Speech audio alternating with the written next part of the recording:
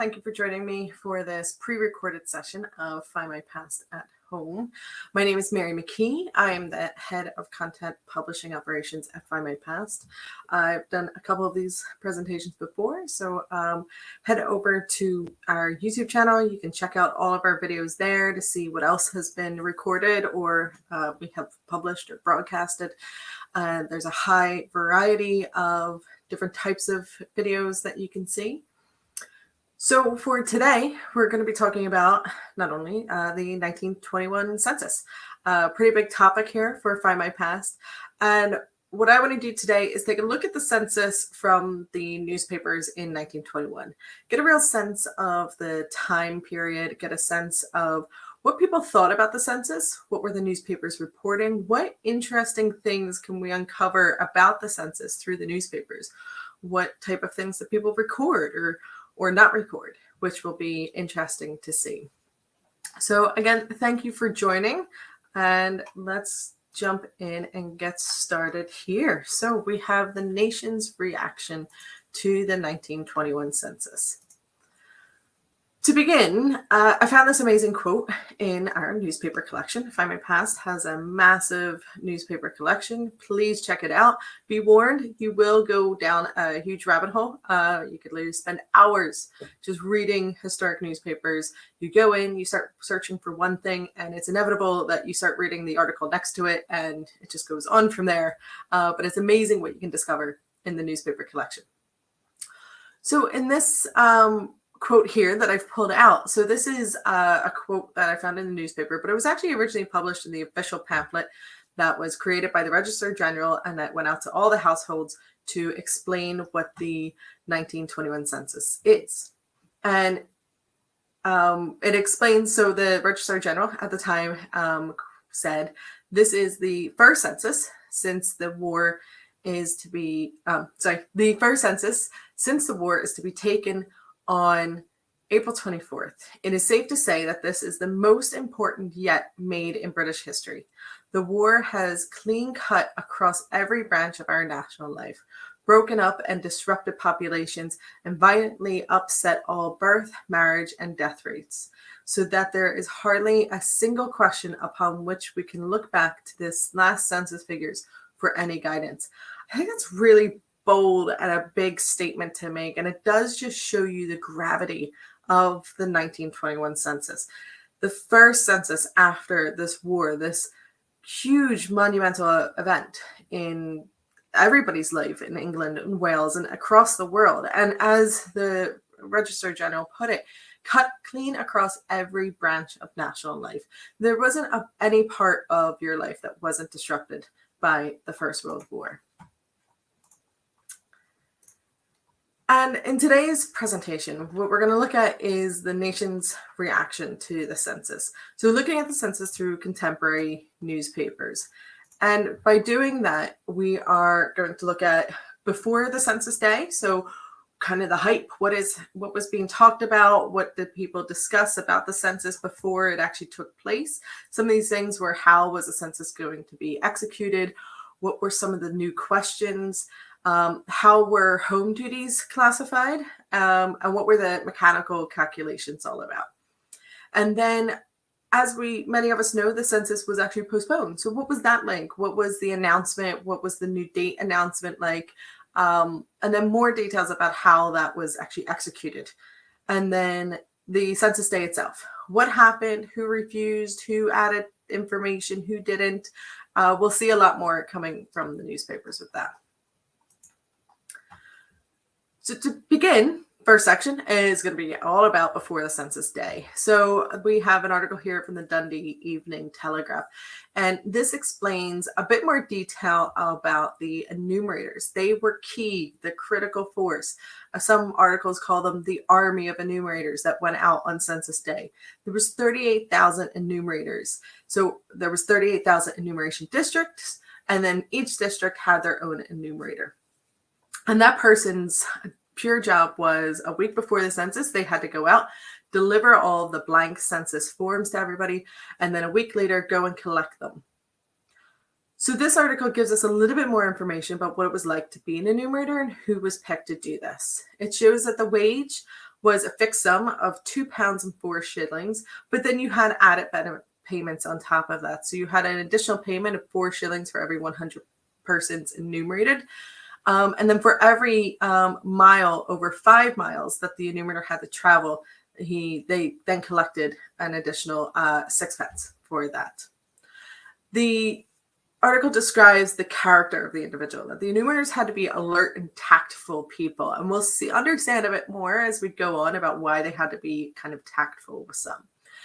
It also says that they had to be able to answer the census conundrums of the most obscure kind. So it was often reported in the newspapers that like the census instructions were a little bit confusing at times. It was a big page of instructions to kind of figure out exactly how you're supposed to fill in this form. And not every household was straightforward. Not every household was just, like mom, dad, 1-year-old child. That's not every household. You have multiple visitors, or you might have boarders, or you might not understand how was I supposed to, explain how my in-laws are living there and what their relationship is to my father, who's the head of the house. And very much a complicated process at times. So the enumerators had to have a way to help each household with these kind of difficult questions.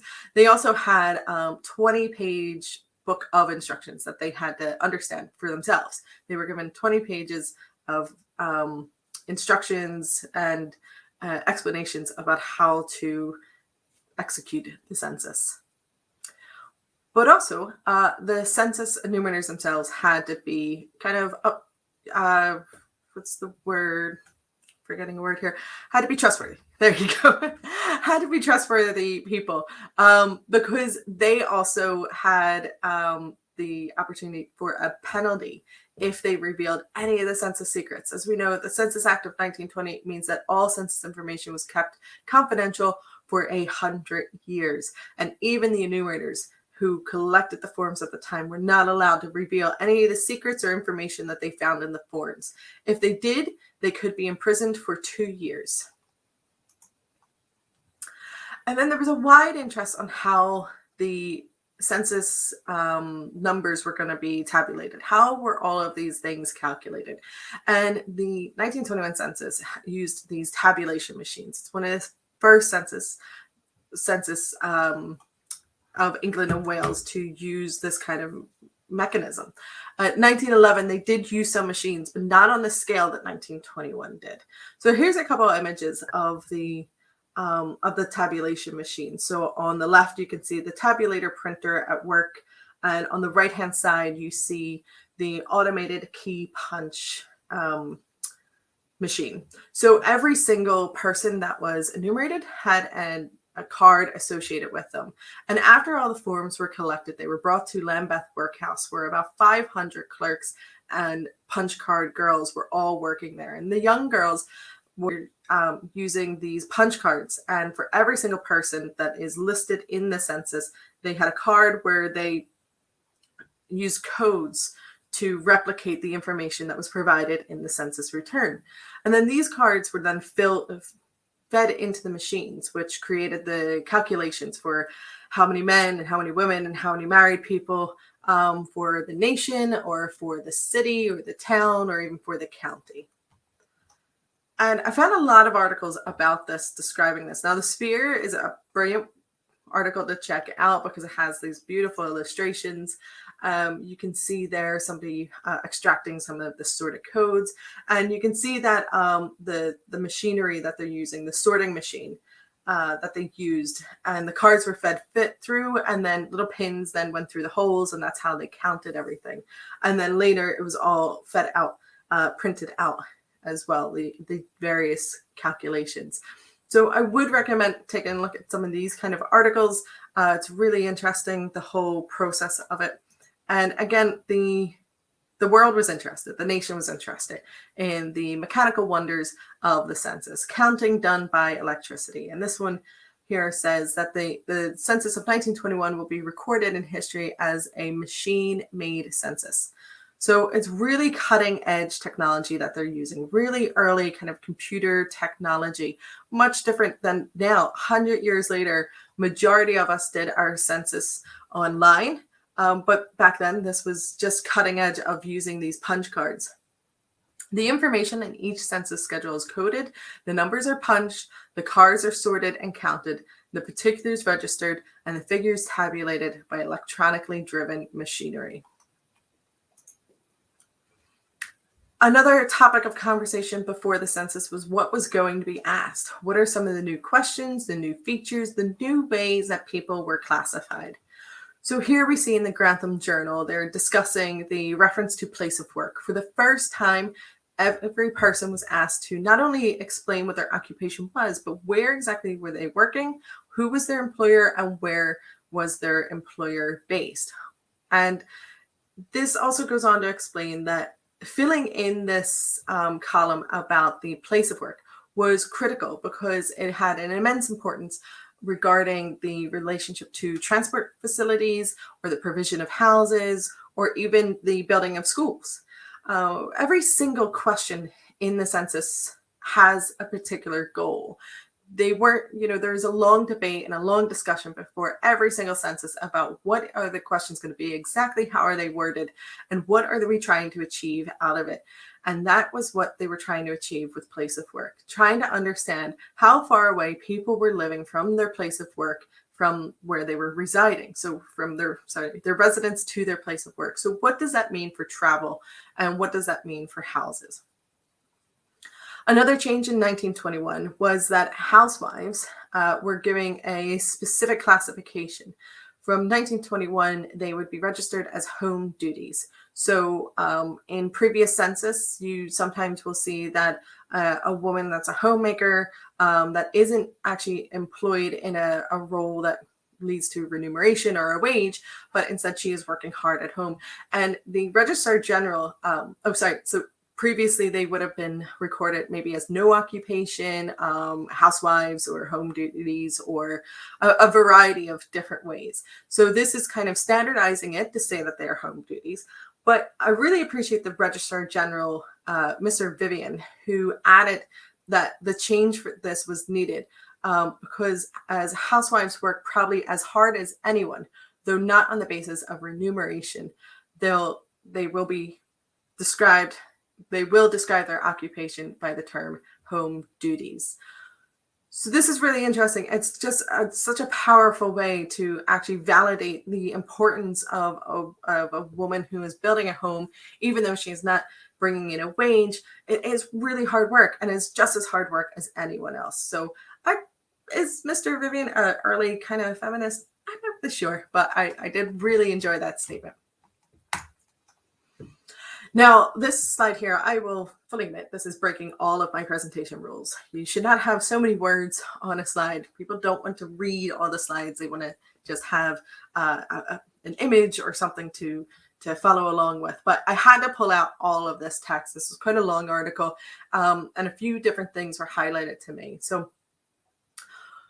And again, this goes back to how you're supposed to fill out the form. What are the questions? What are the changes? So if you are stated as unemployed in the 1921 census, they will still ask that the individual has to, not you, you're not completing it, ask that the individual still added the name and the business of their last employer. And then next to that, you will have out of work. So for example, say just randomly, you were a teacher at the local school, but for some reason you were unemployed, you would have then your occupation was teacher, the place of employment would be the school, but then next to that you would add out of work. Alongside that, there's also a tightening of inquiries regarding personal occupation. So if you were a nurse, you were asked to expand on that. What type of nurse were you? So now we're getting really interesting, clear indications about how many sick nurses there are, domestic nurses, hospital nurses, mental nurses. It's not just a nurse, but where exactly are you nursing and what type of nursing are you doing? And then the new column about place of work that we already mentioned. So you would have your employer's place of business, but also you could add in maybe you worked from home or no fixed area did you work from. And this other piece of information, which many of you would be really interested in as people that love family history and genealogy, is that the 1921 census asked for your age, not only in the years, but the months. And the reason for that is to really tighten up on accuracy, try and get as accurate an age as possible. It was well known that in previous census records that people tend to give kind of casual answers. For example, if somebody was aged between 30 and 35, they might round that figure to either 30 or 35 on their census return, even though they're 32. And this is incredibly frustrating for us that are searching the historic census records, because too often you find the birth year is incorrect. You're going, I know my great-grandfather was born in 1898. Why is this saying that it's 1900? Why is this off by 2 years? And this is one of the reasons. It was notorious that people just didn't answer that question correctly. So this was the Register General's way of trying to create a more accurate response. And then I also noticed in this article, the Penrith Observer added an additional statement there to say that the suffragettes, so this is referring to the suffrage protests at the 1911 census 10 years earlier. And the article says the suffragettes who abstained from returns at the last census would perhaps have been surprised if they knew how important were the figures as to the number of women with certain ages, which were required during debates on the representation of the People Act by which they got the vote. So I don't know, the Penrith Observer is throwing a little bit of shade there at the suffrage movement from 10 years earlier. And going on to then about before the census. So how did people feel about these census forms arriving at their house? And I found this article from the Sheffield Daily Telegraph really, really bold. It has a really strong impact, I think, on describing what the sense was in the nation at the time, that the census is one of those rare occasions when that remote entity, the state, condescended to take an interest in the affairs of its subjects. So it's really strong language there, this remote entity and their subjects. But then he goes on to explain that we've grown so accustomed to being harried by officials that the census will seem quite a mild form of interference. It will indeed be unusual and gratifying to have a state request for information not followed by a demand for money. So you can see there that even though the census is this moment in time every 10 years where the state comes directly into your home and wants to know what is happening directly in your house. So it can seem a little bit invasive. But then this individual is also explaining that within the last 10 years, from 1911 to 1921, and of course during that period you had the First World War, that the state has lessened to be that remote entity. It's because it's been so it's been such a part of individuals' lives. You had rationing and government schemes, and there's a constant during the First World War, there was constant government notices about where you could go and how long you could be at places and where you're working, and there's a lot of interference there. So you can see that coming through in that statement there. But also, this person really didn't seem to regard the census very highly. They said it is an excellent idea, but as a general rule, no practical use worth mention is made of the census statistics. And they weren't the only one of that opinion. We'll see that again. Others do think that, even though we have this amazing census every 10 years, what is really done with these statistics afterwards? This person explains it as that the contemplation left to the contemplation of the Registrar General and a few students of social sciences who burrow into them at intervals to gain food for theories. Overall, I just love this article. I think it's fantastic. So the census postponed. The 1921 census was originally scheduled to take place in April 1921. But due to the widespread industrial unrest in England and Wales, the census had to be postponed. And it was postponed at such a very late date. It was only about a week or more before the actual census day that the government decided to put a halt on this entire operation and that they would postpone the census. So the bystander here shows an an illustration, a political cartoon there of a miner explaining that they wanted to increase their wages or they will down tools. At the time in April 1921, the miners had been on strike and they are disputing their wages at this time. And then in April 1921, the railmen and the transport, or the railway and the transport workers, were going to have a strike in support of the miners as well. And this is the disruption that they were worried about. They did not want any kind of a transport strike on the day of the census. So you can see there that the Western Morning News on the 15th of April announces that industrial crisis causes delay. So this is Sir Sylvanus Percival Vivian. What an incredible name.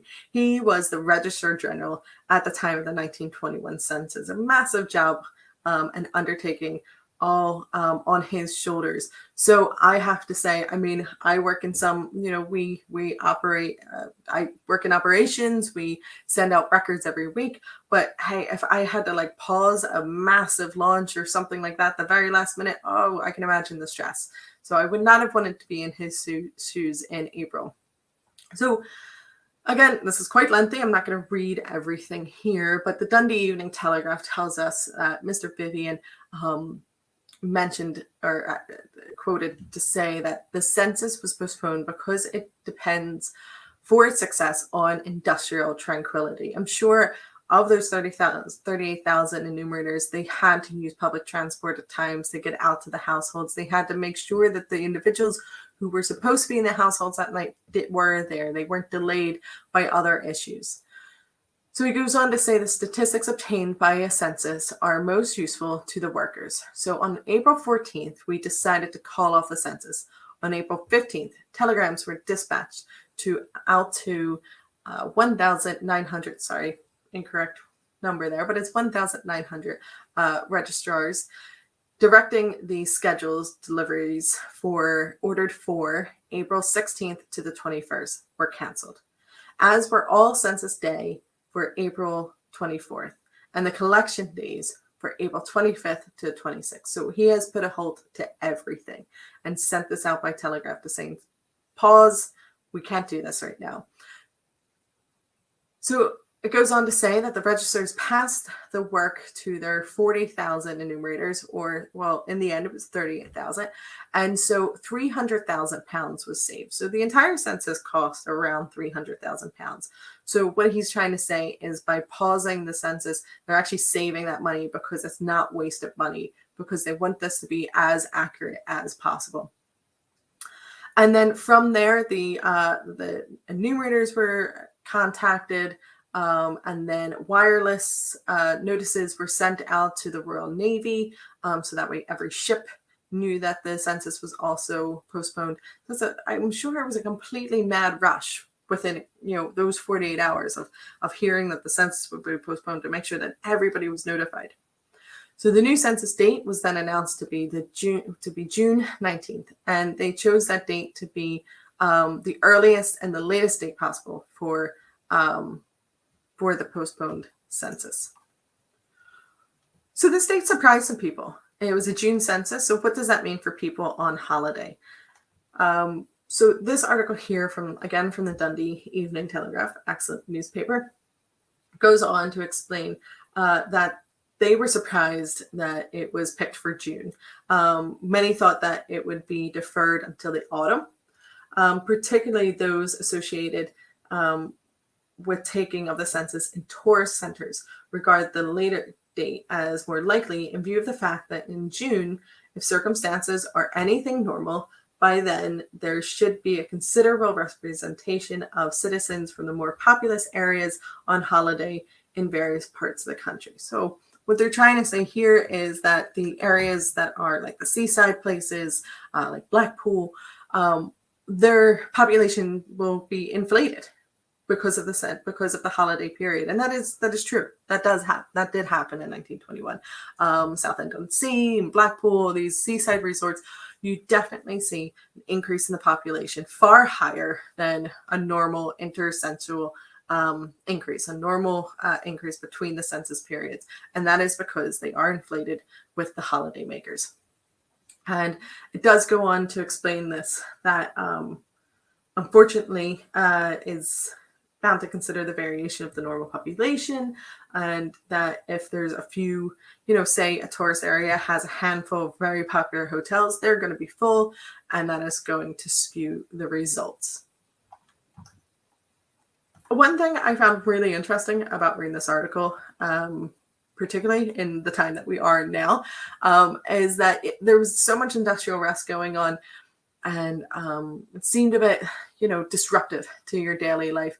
And this article, as it mentioned, it says, if circumstances are anything normal by then. And I feel like we have been using that phrase for about 2 years now, talking about the world pandemic that we're in.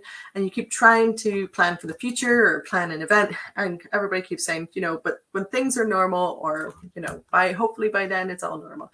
And you can see that our ancestors 100 years ago were going through similar things of trying to find some normality again in the midst of disruption.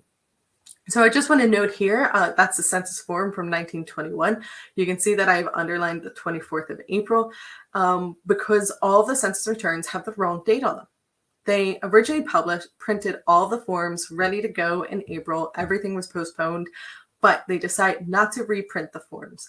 And because they didn't reprint the forms, to offset the cost of that, because they didn't reprint the forms, every household form was then wrapped in a slip that explained to the individual, look, I know that the date says April 1921, but we've had to postpone. This is the correct date now. Please complete the form as usual.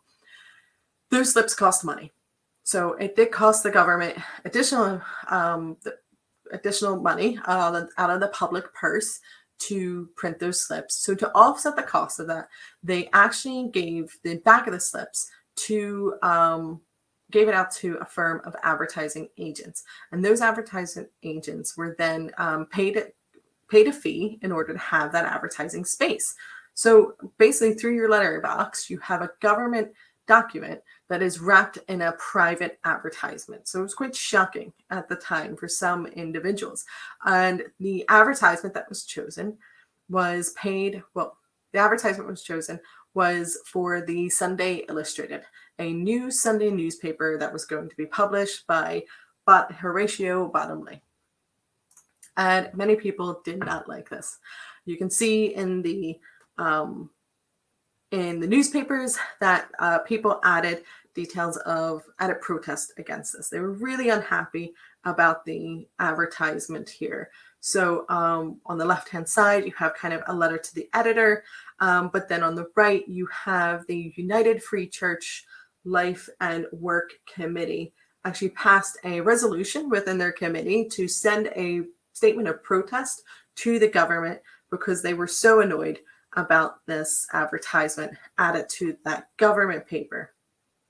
Which you can understand today. You would see the same thing. Imagine if you went to the NHS website or you went to a government website and there was a pop-up ad there.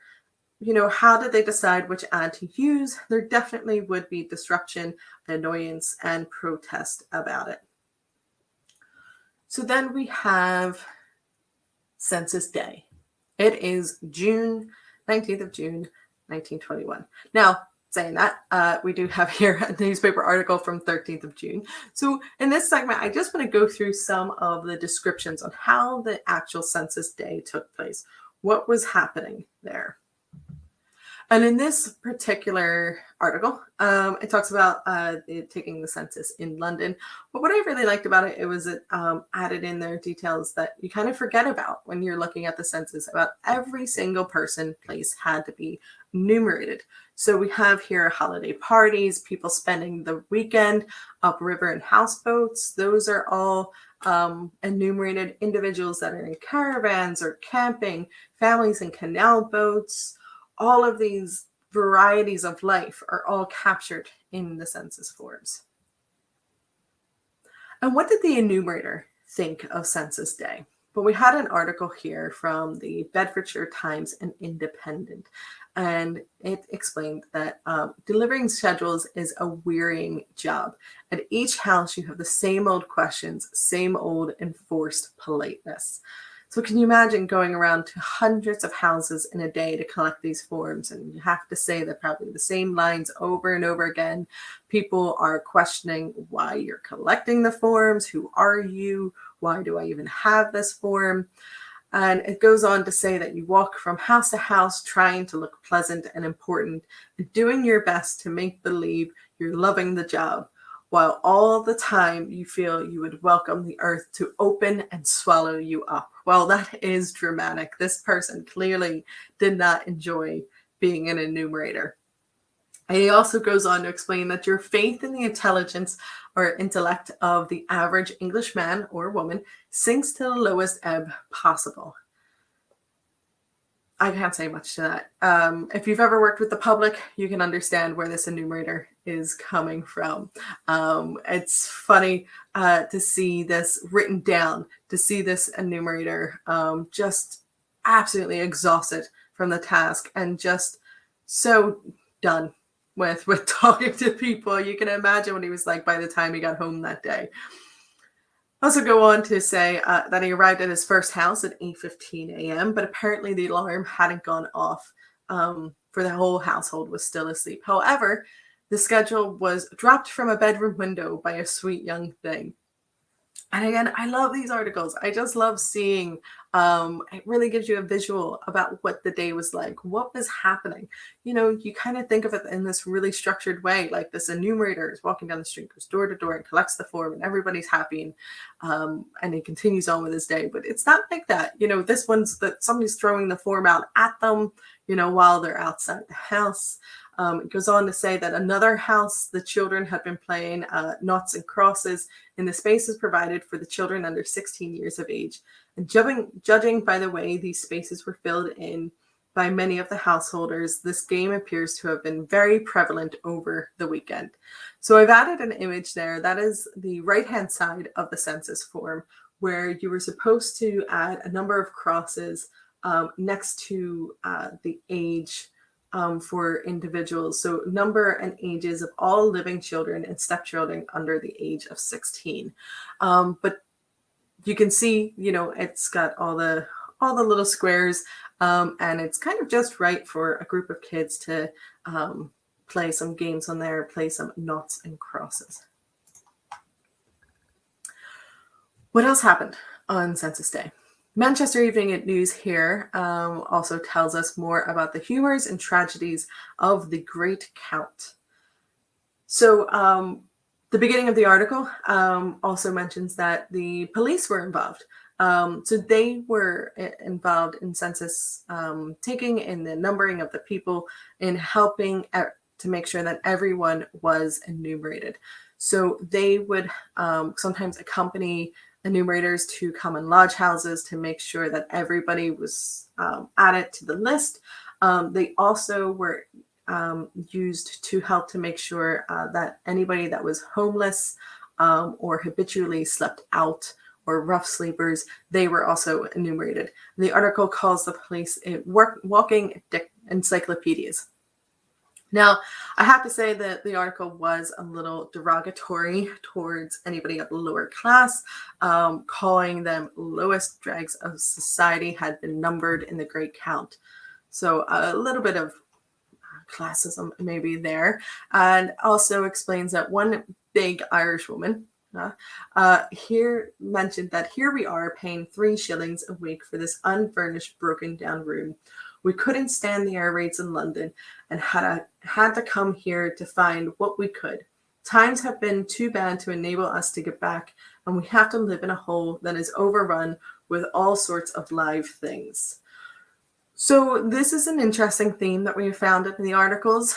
The newspaper shows that the enumerators do mention in any articles about Census Day is about where are people living and what kind of conditions are they living in. And we see that they're not all living in the best conditions. As this person says, their house is overrun with live things. In the next segment there, it talks about the strange places that people are living in. Not strange in that kind of a funny way, but an unfortunate way, that People are found living in all manners of holes and corners in places least expected. Lock-up shops are found to have 3 or 4 rooms let out to families. And there's even one individual who's rented a room and a back of a club for his wife and children. So the other side of the census is really getting a sense of how people live. So you not only understand who your ancestor was, but where they are working and how they are living. Because the census return also asks you to add the number of people in the house and the number of rooms, which is going to be really critical to understand the type of life your ancestor led. If they're living in a house with 10 people in 2 rooms, you can definitely understand that they are poor. The house is possibly in rough condition. They are quite crowded. It can't be a very comfortable or private space to live in. And then I found these. These are quite neat. Some of the top brands of the day use the census as an advertisement opportunity. So Selfridges is mentioning that, over the weekend, you have to make your list for your shopping list. So you're going to be doing that alongside your census form. You have extra work to do this weekend. The other one is from Blue Book Cigarettes, saying, that the head of the household is in the throes of difficulty of elucidating the official census form. You are beset with many questions. You wonder whether your wife's mother is a relative or merely a visitor. The list of occupations leaves you in doubt as to the true terminology of your particular vocation. Patience, skill, and diplomacy, worthy of a better cause, are required to extract the particulars required from members of your household upon matters which they cherish to themselves. Your task is difficult. Your problems are many, but they may all dissolve in smoke if you buy Morrison's Blue Book Cigarettes. How clever. I thought that was really neat to find. And then we have even more description of what it was like to go to the houses and collect the form. So we have another one, Reflections on the Great Inquisition, they're calling this. And it says here that the heads of families throughout the country last night wore a worried look as they conducted a private inquisition into the biographical history of members of their household with the object of filling up their census papers. So you can see this coming back again and again. People are talking about how difficult it is, and it's worrying, and it's invasive as well.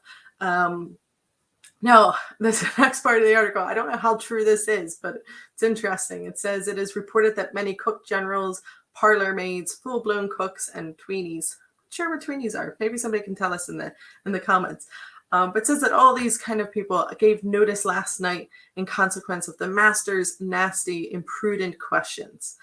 And then it also mentions here Blackpool. We were talking about the seaside areas where the population would be inflated because of the census. So it also notes that in Blackpool, probably 20,000 visitors signed the form. But in one case, there was a very superstitious landlady who insisted on her guests sitting up until midnight to sign the form because she feared some of them might die before then if they filled it up in advance. We have another humorous story here where the Halifax Evening Courier has noted that they are the first census story and that there'll be plenty more from the day, but it noted that an elderly lady who happened to be acquainted with the Enumerator carried her Inquisition paper to him and pointed out how nicely she filled it in.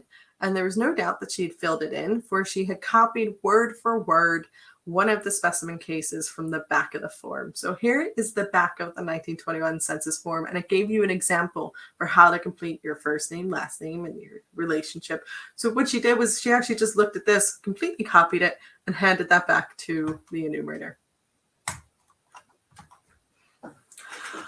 There's an article here in the Sunday Mirror, and it's a quite lengthy article by Janet Morgan, who did not appreciate the census at all. And basically what she's trying to get to in this article is to say that the statistics are sheer useless, that it's not as important to quantify or to have the numbers or quantify the country, but what is the quality of the country? So that she's asking here, not only, should we understand how many people are living in, say, industrial centers, but how many of those huddled masses that are living in those areas in poorer houses, how many of them are happy? How many of them have a quality of life? And that's what she wanted to see in the form. I do appreciate the way she described the form. She says, and so as soon as I caught sight of my elaborate form stretching out like a ribbon nearly an arm's length, I begin to imagine the questions that would really tell us about our civilization. And I think maybe there's a degree that she has a point there. We may find out that how many of this industry or how many people are occupied in that, but what is the quality of that? And that's what she is asking of the government. And we have some individuals noted for refusing the census. On the left-hand side here, we have a very stubborn Mr. Pratt who refused to complete the census. Because he goes on to explain, his explanation was that he did not want to ask his servants the information. It was beneath him to ask them these questions and complete their form. So he's very stubborn, and he paid his £5 fine for not completing it. And then on the right-hand side, there's a note in the Nottingham Evening Post that shows that the miners' census notes a miners' census protest as protest against the refusal of the education authorities to feed school children 7 days per week during the coal dispute. The inhabitants of the mining village of Croy, Smithstone, and Auchenstary, apologies if I did not pronounce that right, west of Scotland, refused to return their census papers. And again, this refers back to that minor strike that is still ongoing. There's still disputes ongoing in June. Even though the census had been postponed to then, the transport strike did not occur in June, so that's why they still went ahead with the census.